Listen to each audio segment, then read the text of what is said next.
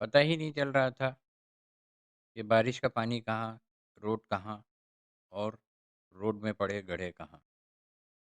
رات کا پہر تھا، اوپر سے زوردار برستا ابر رحمت، جسے اس ملک، اس شہر کی جمہوریت نے زحمت بنا دیا تھا۔ ہر ادارہ کرپٹ، کوڑے کے ڈھیر، اٹی بستیاں، چوک چوراہے جس میں ہر وقت مکھیاں بھن بناتی بیماری پھیلاتی رہتی، اور شدید تعفن سے ہر آنے جانے کو ابقائیاں لینے پر مجبور کر دیتی۔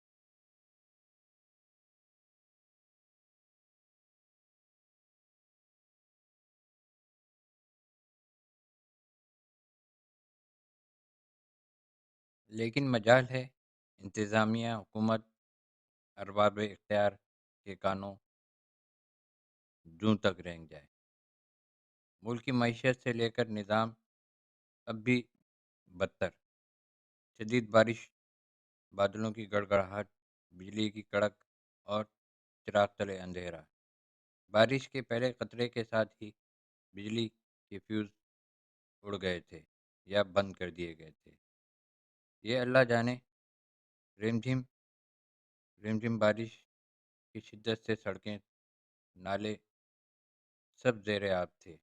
بجلی کی کڑک روشنی اور بادلوں کی گڑگڑاہٹ، بارش سے زیر آب روڈ، اس پر تیزی سے بہتا پانی کا شور ایک عجیب سا شور پیدا کر رہا تھا۔ لگ رہا تھا بارش سب کچھ بہا لے جائے گی۔ زوں زوں کرتی ہوائیں، شوں شوں کرتا پانی، سائیں سائیں کرتی فضائیں، اور اس موسم میں اس نے گھر جانا تھا۔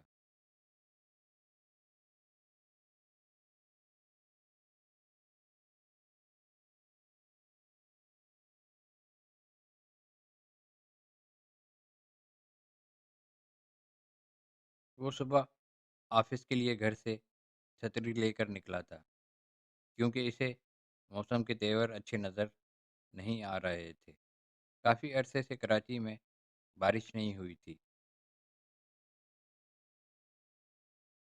اس نے سوچا بادل آئے ہیں تو ہلکا پھلکا برسیں گے، ہر چیز دھل کر نکھر جائے گی، لیکن بارش تو ایسی برسی کہ رکنے کا نام ہی نہیں لے رہی تھی۔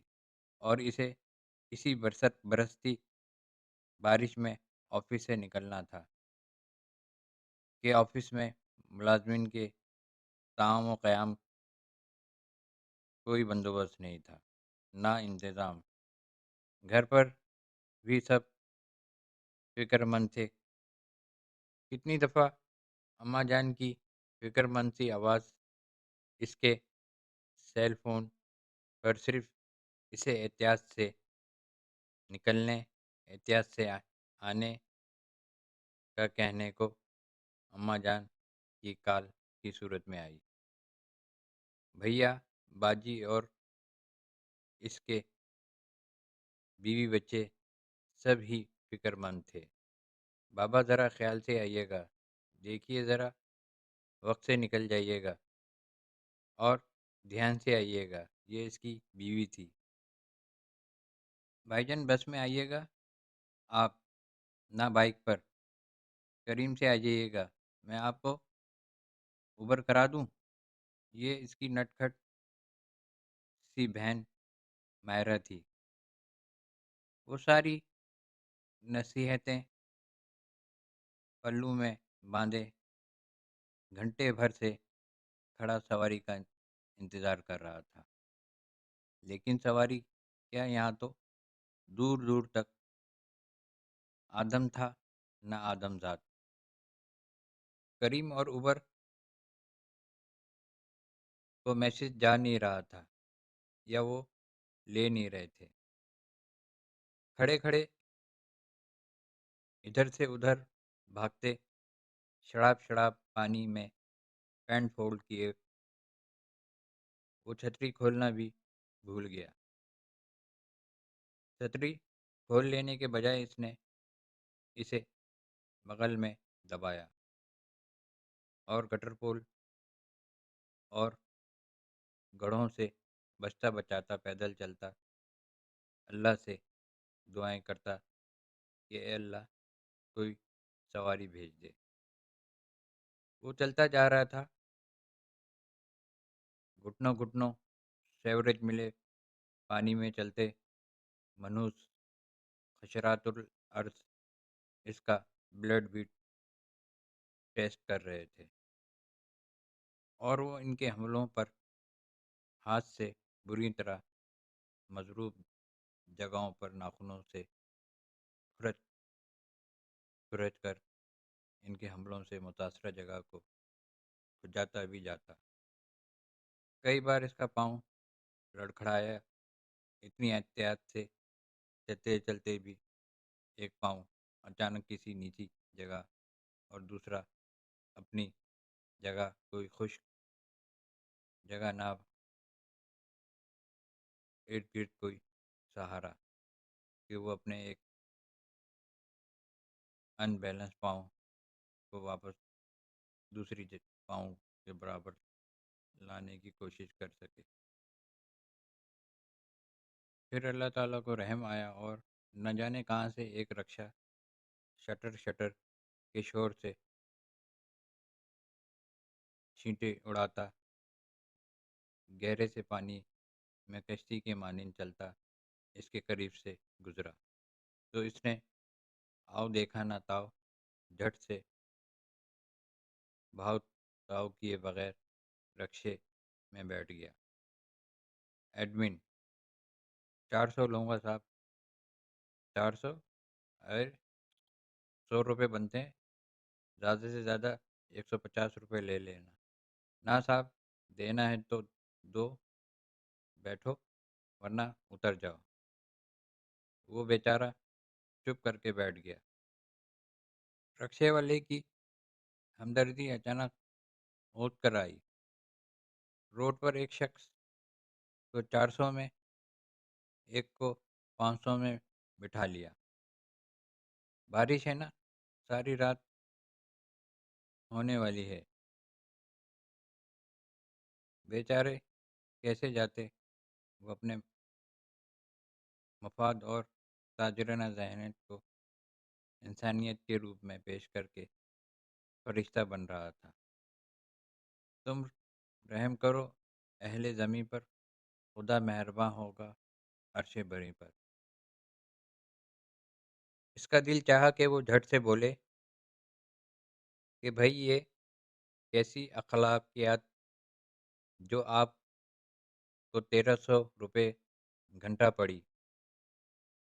یہی اخلاقیات کا معیار ان موصوف کا رہا تو آج یہ امیر ہو کے اپنی کٹھیا پہنچے گا، لیکن اگر اس کی جسارت سے وہ بگڑ گیا اور اسے اتار دیا تو کیا وہ رات پیدل چل کے گھر کا راستہ ناپتا، اس خوفناک پانی کی خوراک بن جائے گا؟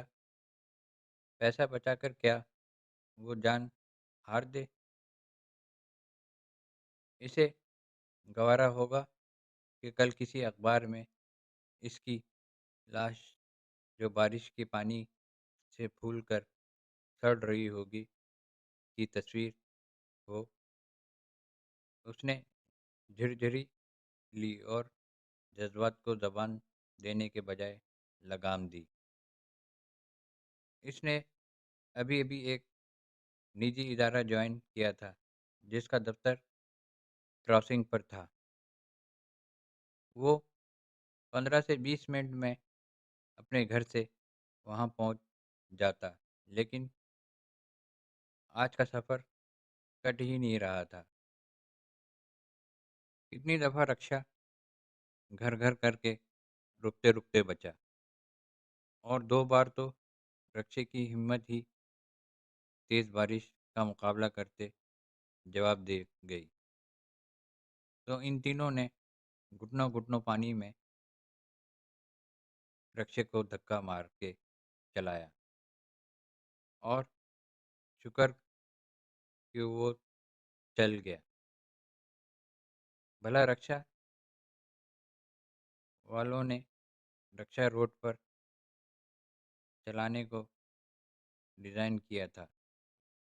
یہ پانی کی بوٹ تھوڑی تھی، اس لیے بار بار اس کی مشین بارش کی تند و تیز طوفانی پانی کے سامنے ہتھیار ڈال دیتی۔ رکشا کی آواز جیسے ہی بیٹھنے لگتی، ان کی دعاؤں کی اسپیڈ تیز ہو جاتی، اور اس آس میں وہ کراسنگ سے گزرے۔ پھر اسے یاد نہیں کہ کیا ہوا۔ ڈرائیور تیزی سے سڑک سمجھ کر بھگاتا، جہاں پہنچا وہ سڑک نہیں ندی تھی، اور پھر گزرتے بسوں اور ٹرکوں پر بیٹھے لوگوں کو مدد کو پکارا۔ جاتی بھری ہوئی بسوں میں بیٹھے لوگوں نے مدد مدد کی آواز سنی، لیکن کوئی ان کی مدد کو نہ آیا۔ اسے سوئمنگ بہت اچھی لگتی تھی۔ یہ اور بات ہے کہ اسے سیکھنے کا اسے ٹائم نہیں ملا، لیکن اس نے لوگوں کو تیرتے دیکھا تھا، دونوں ہاتھوں سے پانی کو کاٹ کے مچھلی کی طرح تیرتے آگے بڑھتے دیکھا تھا۔ اس لیے اس نے بھی ساری ٹیکنیک لگا دی، اور جان تو بڑی پیاری اور مرنے کا احساس بڑا خوفناک۔ اس لیے اس نے ساری توانائیاں، ساری مہارت لگا دی کہ ایسی جگہ پہنچ سکے جہاں زندگی باقی رہنے کے امکانات ہوں۔ کسی خوش جگہ خشکی جو اب پانی تلے دبی تھی، اس کا کوئی وجود ایسا نہ تھا جو ندی اور اس کی دلدل سے وہ وہاں جانا چاہتا تھا۔ اس کے مفلوج ساتھی رکشا ڈرائیور اور وہ اپنی پوری قوت لگا کر آتی جاتی دیو ہیکل گاڑیوں کی لائٹ پڑتے ہی پکارتے، ہمیں بچاؤ، ہمیں بچاؤ، ہم یہاں ہیں، ہمارے لیے کوئی مدد بھیجو، 101 کو فون کرو، ایدھی چھیپا، رین ایمرجنسی، کوئی تو آئے انہیں بچانے۔ لیکن سب اپنی جان بچا کر بھاگ رہے تھے۔ کسی کا ضمیر جاگا نہ غیرت، کسی کو ہمدردی آئی نہ رحم، اور ان سب کو دلدل نے نگل لیا۔ لوگوں کو ترس آیا، نہ نظام جاگا۔ میئر سے لے کے وزیر بلدیہ سب کے بیانات دھڑا دھڑ آ رہے تھے۔ وہ کیمروں کے جلووں میں لمبے لمبے لانگ شوز پہنے پانی میں تصویر بنواتے کارکردگی گنوا رہے تھے۔ پانی اتر چکا تھا، شکر ہے، جمہوریت کی مدد تو فوج آ گئی تھی، اور روڈوں سے مشین لگا کر پانی ہٹا دیا گیا تھا۔ پھنسی گاڑیاں کرینوں سے نکالی جا رہی تھیں، اور وہ 3 دن سے اس دلدل میں دھنسا اپنی بقا کی جنگ لڑ رہا تھا۔ اس کے بعد شاید وہ زندگی تو جیت جائے، لیکن اس کے اندر کی امنگ ترنگ مر گئی تھی، کیونکہ جب انسانیت ہی مر جائے تو پھر باقی کیا رہ جاتا ہے۔ 2 آدمی ندی کے کنارے موٹر سائیکل پر کھڑے تھے۔ موٹر سائیکل سے اس کا ایک ساتھی اترا، ایک ندی کنارے سڑک پر کھڑا رہا، ایک رسی کی مدد سے ندی میں اترا۔ رسی کا ایک سرا اوپر کھڑے شخص نے مضبوطی سے پکڑا ہوا تھا۔ یہ تو اس کے ساتھیوں اور اور رکشا ڈرائیور کی لاشیں تھیں۔ کیا وہ لاشیں نکالنے اترے تھے؟ نہیں، بلکہ انہوں نے ان کی جیبوں سے جھلکتے وائلٹ دیکھے تھے۔ انہیں تنخواہ ملی ہوئی تھی۔ اس نے پہلے 5,000 کے سرخ نوٹوں والا وائلٹ صاف کیا، پھر دوسرا اور پھر تیسرا۔